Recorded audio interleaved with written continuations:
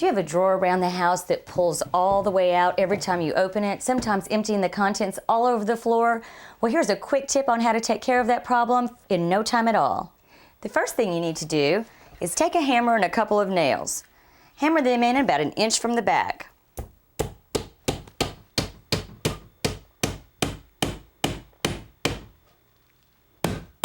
After you've hammered both nails in, then you'll need to take them both back out.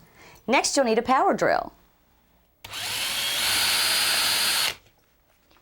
Your drill bit needs to be a little bit wider than your nail, and you need to drill about 1.5 inches into the wood. You'll need to clip the top of the nail so that when you insert it into the hole, it's just high enough to catch the edge of the face frame. Now, without the nails in the holes, just slip the drawer back in and then reach in and put the nails in the holes. Now when you open the drawers, no more spills on the floor.